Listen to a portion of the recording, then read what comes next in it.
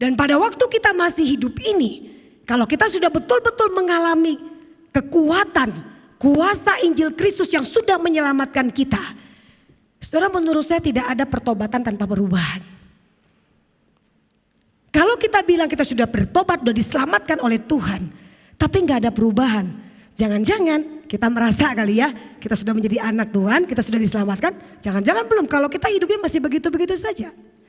Jatuh bangun, ya iyalah ya, bisa, kita manusia. Bisa saja kita jatuh bangun. Tetapi kalau kita akhirnya nggak ngerasa, yang paling tahu kan kita, teman-teman. Yang paling tahu kita. Kan kita sebenarnya hidup kita untuk Tuhan, tentang Tuhan kan.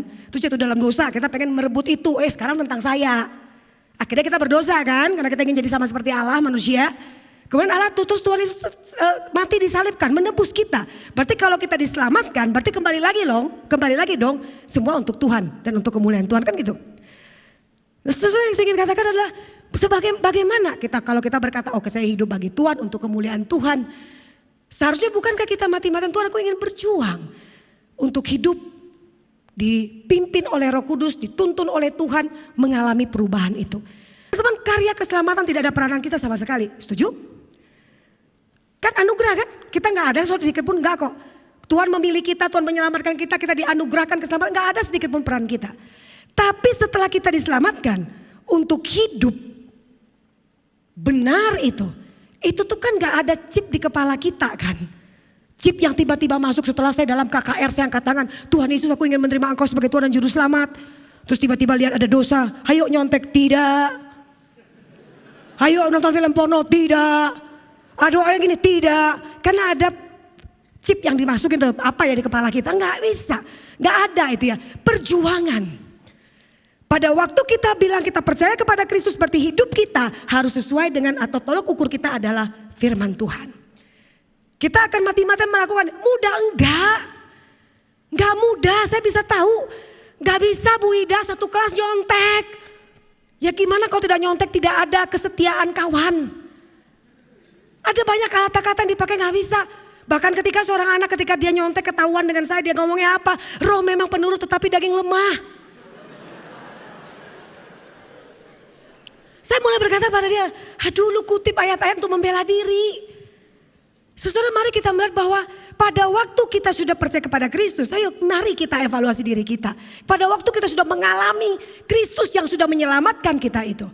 Pertanyaannya adalah, kita rasakan gak kekuatan kuasa Tuhan itu untuk membawa kita kepada perubahan-perubahan yang luar biasa. Sama kayak Petrus. Ketakutan jadi keberanian. Yang tadinya dia berpikir untuk dia dalam pikiran Allah itu tentang sesuai dengan apa yang dia mau. Sekarang dia berpikir tentang Allah yang memang apa yang memang Allah ingin perkenalkan dirinya. Beda. Bahkan kita tahu dia gak takut lagi dengan kematian. Bahkan dia terus memberitakan tentang Injil Tuhan kok. Dia terus memberitakan itu dimanapun dia berada. Luar biasa perubahan yang dilakukan, yang dialami oleh Petrus. Kenapa? Karena dia sudah mengalami Kristus. Dia sudah mengalami keselamatan yang Tuhan berikan bagi dia. Nah terus sejauh mana kita? Saya tidak tahu kamu menjadi Kristen dari kecil atau usia tertentu. Tapi sejauh mana ketika kamu berkata saya sudah diselamatkan, saya sudah percaya Yesus. Sejauh mana ada perubahan, pembaharuan di dalam hidup kita. Dimana tadi kalau nyanyi mah gampang ya pilihanku. Atau itu gampang banget sebenarnya nyanyi mah. Tapi apakah kita bisa melakukan itu? Betul-betul kayak ya Tuhan berat tapi aku tetap mau melakukan. Berjuang bersama dengan Tuhan. Teman-teman saya punya 3 anak KTB laki-laki semua. Dan 3-tiganya itu bergumul dengan dosa pornografi. Tapi udah lewat ya. Dari 3 ini 2 jadi hamba Tuhan. Mereka waktu itu bilang, Bu saya pornografi. Akhirnya 1 ngaku, yang 2 ngaku. Saya juga Bu Ida. Kamu? Iya Bu Ida. Kok bisa ya tak paketan ya? Maksudnya kalau 3 semua masalah pornografi. Terus ditanya lagi kepada dia, tapi Bu saya malu. Lihat ya, kalau kita sudah mengalami keselamatan, kasih Kristus, salib Kristus yang menyelamatkan kita. Kita gak akan tenang-tenang atau damai-damai sejahtera dengan dosa. Gak mungkin. Gak mungkin. Makanya kalimat yang Petrus bilang kan kepada mereka itu, apa yang harus kami lakukan? Bertobat. Berbalik, berpaling kepada Tuhan lagi. Ayo tinggalkan dosa-dosamu. Berilah dirimu dibaptis, dikatakan demikian. Terus dia ngomong lagi, iya Bu Ida tiap kali saya mimpin jadi worship leader. Saya ngerasa kayak ada tuduhan lu ya di depan orang-orang begitu kudus padahal lu pendosa kelas berat. Saya malu Bu Ida. Saya takut, saya pengen lepas tapi enggak bisa. Satu hari bisa 7 kali. Yang satu hari bisa 3 kali. Satu hari bisa 5 kali. Terus saya katakan kepada dia, tapi kalian ingin tahu bahwa itu kamu harus lepaskan, bahwa itu kamu harus tinggalkan. Iya Bu, itu harus saya tinggalkan. Saya enggak mau itu akan jadi penghalang saya untuk terus merasakan pimpinan Tuhan dalam hidup saya. Saya malu. Udah kita doa Tuhan, tolong ya, saya sebut nama mereka A, B, C gitu ya. Tolong supaya mereka bisa lepas dari dosa pornografi. Minggu depan datang lagi, kan KTB kan? Bu Ida puji Tuhan, wah gue udah senang ya. Kuasa doa saya hebat kan gitu ya. Saya pikirkan karena dia bilang puji Tuhan berarti kan endingnya pasti sudah selesai dong. Berarti dia sudah tidak nonton lagi kan? Puji Tuhan Bu Ida dari 7 kali sekarang 5 kali. Saya untuk pertama kalinya ya bersyukur lah ya. Awal saya bilang gini, lu kerjain gue ya. Tapi dia serius, dia ngomong tuh serius. 7 kali Bu tinggal 5, Bu Ida tinggal 5 tok loh Bu.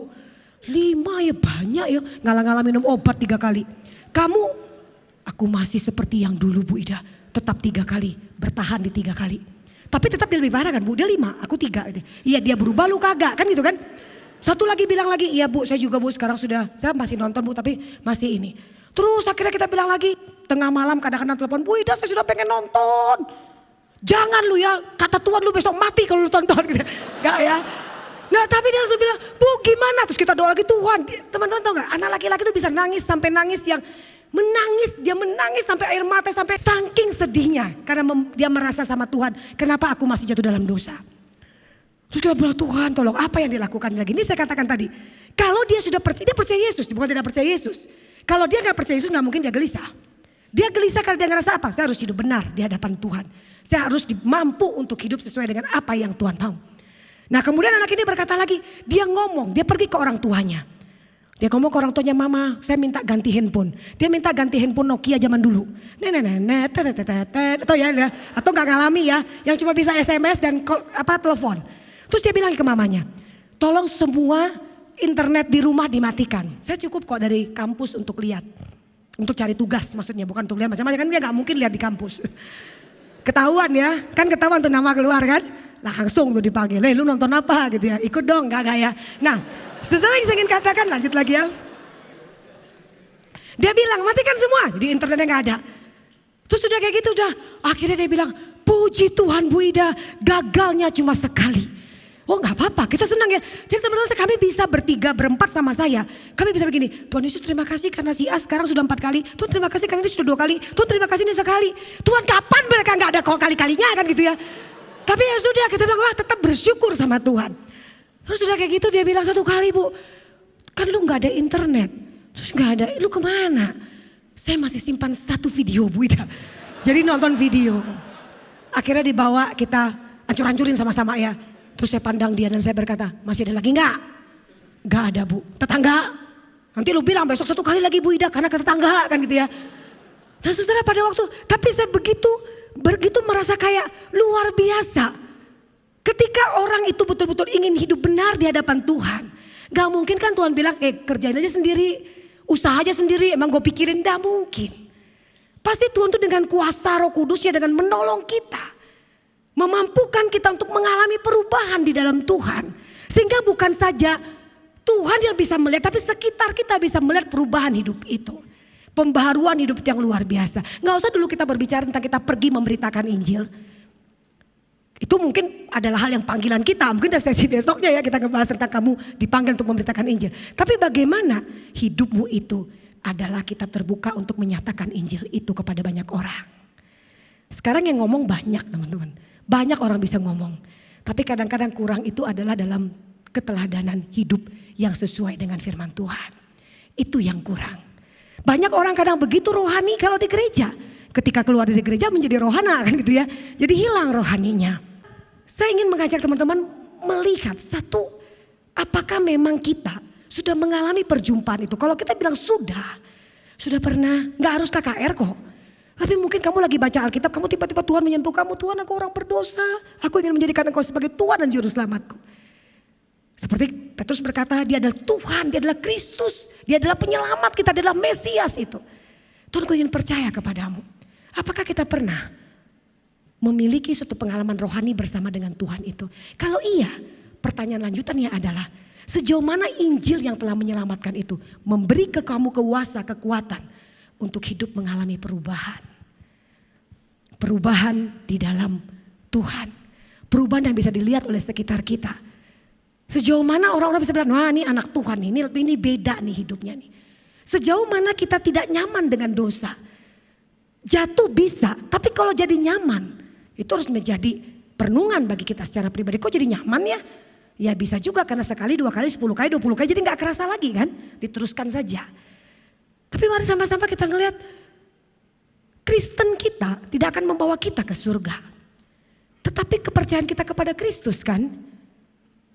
Dan kepercayaan kepada Kristus juga yang mampu kita berubah. Bukan status agama kita sebagai orang Kristen. Karena itu mari bersama-sama. Saya rindu mengajak teman-teman sekalian. Kita mengambil waktu untuk merenungkan bagian firman Tuhan. Kita berdoa secara pribadi. Kita melihat lagi sejauh mana kita tahu, oh dia mati bagi kita, dia menyelamatkan kita. Sejauh mana Injil yang menyelamatkan kita itu sebetulnya sudah kita alami di dalam hidup kita. Mari bersama-sama kita mengambil waktu untuk berdoa.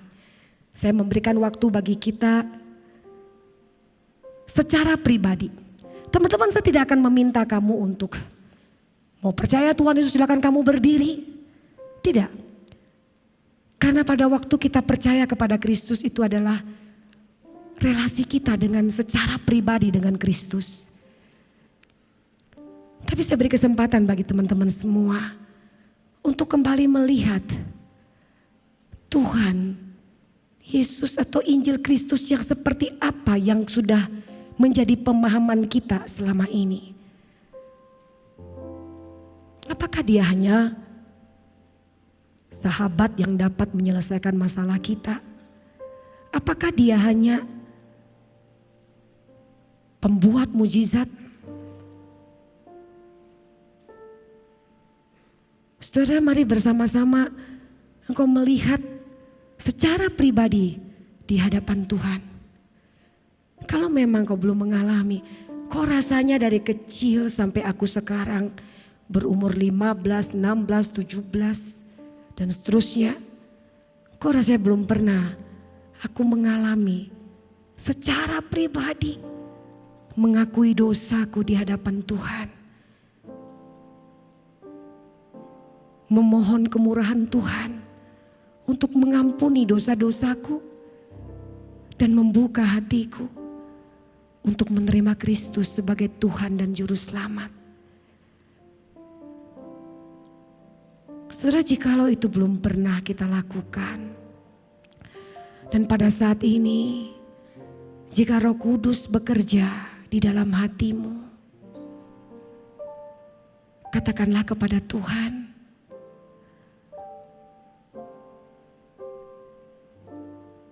Tuhan,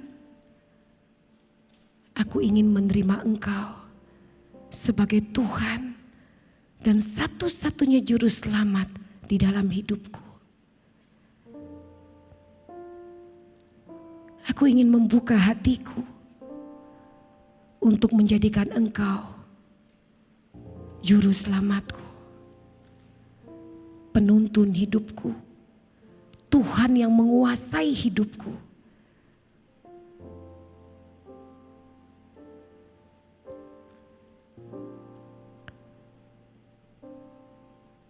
Dan jika kita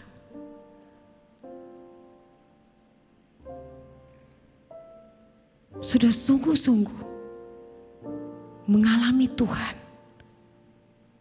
kita mungkin beberapa waktu yang lalu, beberapa bulan atau mungkin beberapa tahun yang lalu, saya pernah mengatakan Tuhan untuk menjadi Tuhan dan Juru Selamat saya. Pertanyaan refleksi bagi kita, sejauh mana Tuhan yang kita percaya itu telah mengubah kita, telah memperbaharui kehidupan kita. Jikalau mungkin kita sudah semakin jauh dari Tuhan, malam ini datanglah, berdoalah agar Tuhan memulihkan. memberikan kita kekuatan, kuasa untuk menang dari dosa-dosa kita. Mungkin ada dosa-dosa yang kita gumulkan di hadapan Tuhan yang orang tidak tahu. Bahkan kita sendiri tidak ingin memberitahu siapapun. Tapi hari ini firman Tuhan mengingatkan kita. Dia datang, mati, disalibkan dan bangkit. Juga untuk membereskan semua kelemahan kita. Semua keberdosaan kita. Dan kebangkitan yang mampukan kita untuk mengalami kemenangan di dalam Tuhan. Saudara, berdoalah. Berdoa secara pribadi, ungkapkan apa yang kamu rasakan. Ceritakan kepada Tuhan agar malam ini engkau mengalami Tuhan, mengalami perjumpaan dengan Tuhan yang kuasa salibnya telah menjamin kehidupan itu padamu. Sambil berdoa, Singer akan menyanyikan sebuah lagu.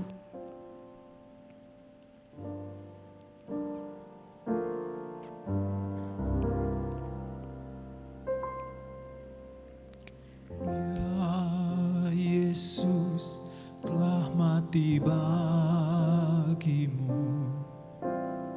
Dia Tuhan selamatkan hidupmu. Bagi Dia pujianmu tak dapat kau balas kasih-Nya.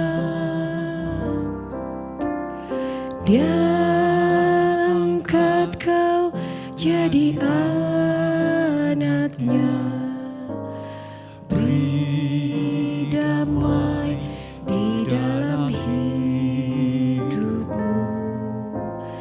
Bagi Dia sembahmu, Hanya Dia segalanya bagimu.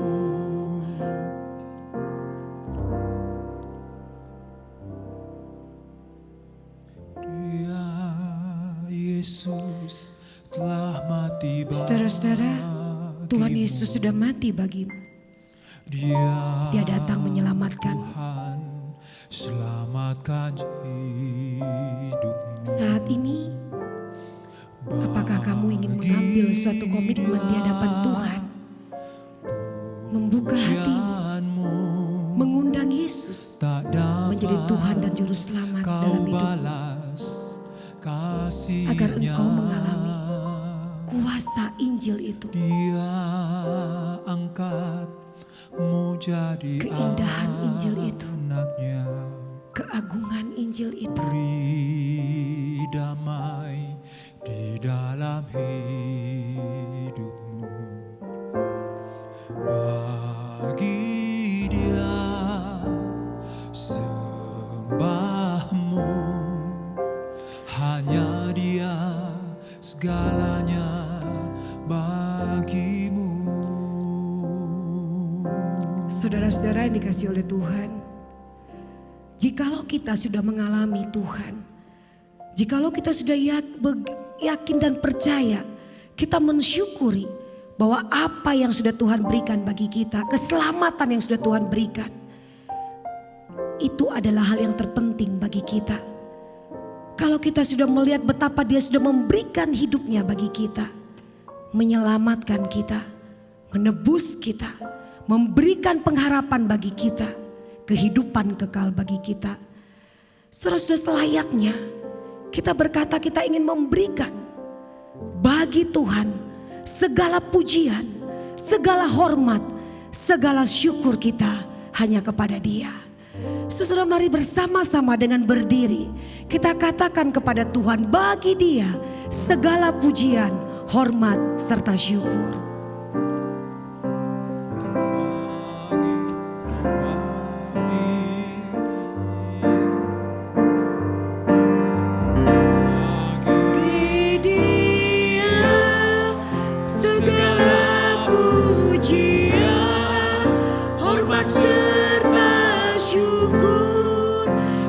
Selamanya bagi Dia segala pujian, hormat serta syukur selama-lamanya. Sekali lagi kita katakan, kita membalas dengan memberikan segala kemuliaan hanya bagi Dia. Bagi Dia. Segala pujian, hormat serta syukur kekal selamanya bagi Dia. Segala pujian, hormat serta syukur selama-lamanya. Selama-lamanya.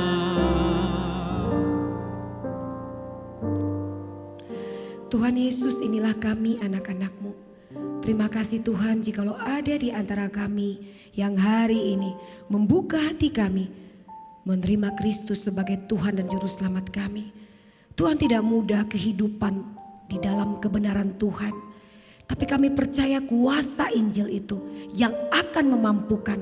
Sebagaimana Tuhan memampukan Petrus memiliki perubahan yang luar biasa.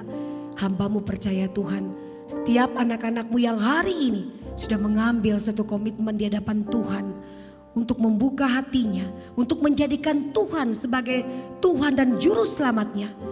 Tuhan yang akan juga memberikan kemampuan kepada mereka mengalami perubahan, mengalami pembaharuan, sehingga banyak orang bisa melihat Kristus yang hidup di dalam hidup mereka. Terima kasih Bapa untuk keselamatan yang Engkau berikan. Terima kasih untuk kuasa Injil yang telah menyelamatkan. Segala pujian, hormat, dan kemuliaan hanya bagi-Mu. Di dalam nama Tuhan Yesus kami berdoa dan bersyukur. Amin. Silakan duduk, Tuhan berkati.